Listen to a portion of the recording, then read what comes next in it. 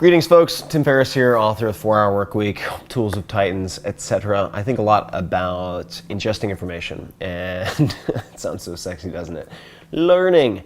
How do you speed up the consumption of, say, text? If you want to read faster, how do you do that without succumbing to some pseudoscience nonsense about speed reading? There's a lot of garbage out there. But how can you improve your ability to absorb written information without sacrificing comprehension? There are some very straightforward ways to do it. I'm going to show you that right now, and I will use these two books to demonstrate. So these are fiction and nonfiction, respectively. How to Get Filthy Rich in Rising Asia, one of my favorite recent fiction books, which I generally don't try to read super quickly, but these books are the same size, so I'll show you. And then Vagabonding, which is one of my faves, has been since 2004. All right, so let's take, just for the sake of simplicity, and I would recommend you do the same, a book that has fairly standardized formatting. In other words, there aren't a lot of bullet lists, there aren't a lot of graphs, it's mostly text. And since we can only manage what we can measure, step number one is figuring out roughly how many words per page are on this particular, say, spread, right? And then throughout the book. So you're going to go through and you're going to count, say on a page like this, the number of words in 10 lines, okay? So you come up with a total, divide it by 10, that's your average number of words per line. And then you can see here, most books have a consistent number of lines per page. You multiply that, let's just say it's 30. Okay, you have an average of 10 words per line. That's 300 words per page. Great, easy enough. All right, what we want to do next is establish your baseline. So you're going to read for 1 minute. You're going to be focusing on reading at your normal speed. Of course, now you have an experimental or observer effect, so it might be slightly off, but that's all right. You're going to read for 1 minute, and then you're going to do the math, multiply it out and figure out how many words roughly have I read. That is your words per minute rate, your WPM. And what we do should help double or triple that without too much trouble. All right, now, I'll do a demo before we go into how to mess with your book.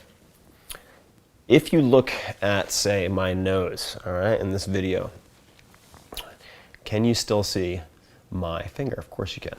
Can you still see my finger over here? Yes, you can. That is your peripheral vision, even if your fixation point, if your primary point of focus is right here. When we read, most of us, when we are taught to read, we read word by word. So we go from the furthermost left word to the furthermost right word, and so on. Seems logical. The problem with that is you're not using any of this space or the margins. And the way that you then remedy that is by drawing lines on some pages. And I would suggest you indent one word from either side, okay? And so what that might look like is something like this. So now you have lines going down either side of the page.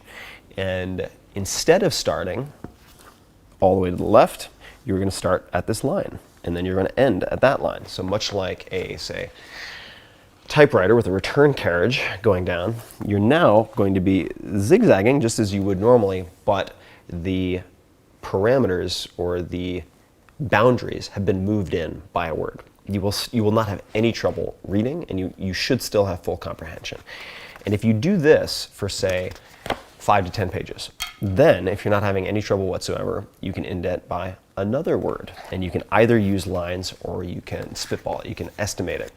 And by doing this alone, just that, you can train yourself to get to the point where effectively you are very much focusing on the middle third of the page, and you're just dotting down the page left to right, and that in and of itself could easily double your reading speed without sacrificing comprehension.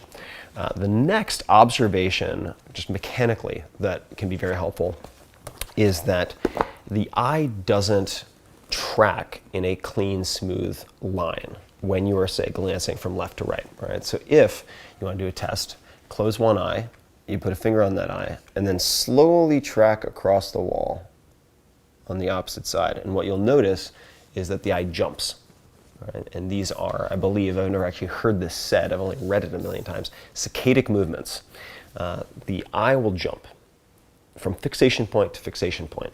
And you can see this with retina scanning and eye tracking, which I've seen a fair amount of just in psychological studies. I've been an experimenter and a subject, both at Princeton, where I did stuff actually in the lab of Danny Kahneman, who wrote Thinking Fast and Slow, incredible scientist, but I was just clicking space bars, looking at stuff on a screen, and then at UCSF and other places. How do we utilize that? What that means is, when you're looking at a given page, your eye isn't moving smoothly across each line. It's fixation, fixation, fixation. So the less that we can regress, meaning bounce back or bounce up, you want to stay on that reliable forward path. And the fewer fixation points we have, it's just a math problem, the less time we're going to spend reading each page. So what does this mean? This means that thus far, we've just been looking at the page and reading. What we're going to do now is use a pacer. So you could use your finger, and now you're actually going to track with your finger, trace underneath the line like so. And try to think of 2 fixation points per line for your eye. But this will keep you from bouncing up to previously read material. We've all had the experience of being really sleepy, say, and feeling like you've read the same 2 lines 5 or 6 times. This is partially because your eyes are tired and you end up back skipping and jumping all over the place. All right, so then you use your marker, your pacer, to move down the page.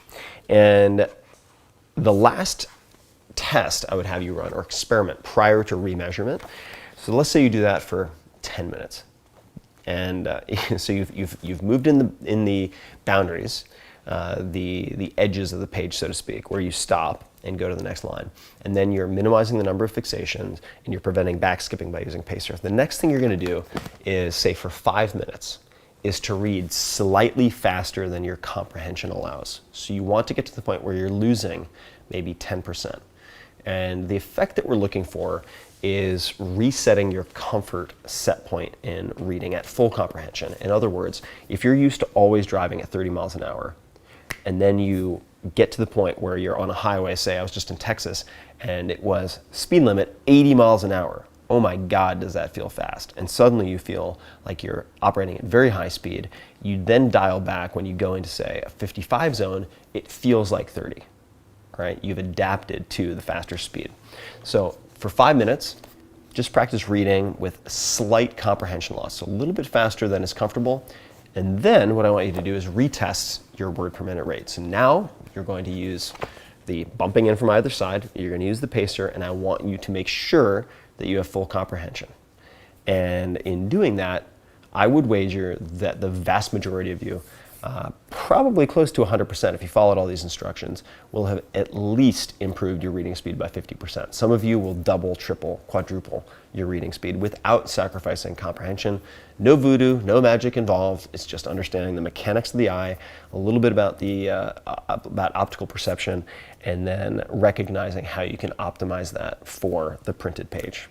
And that's it. So congratulations, you've probably doubled or tripled your reading speed. And for poetry, for fiction, you can always read slower, but now that you have a Ferrari instead of a Yugo, you can choose from a wider range of speeds. So, there you have it.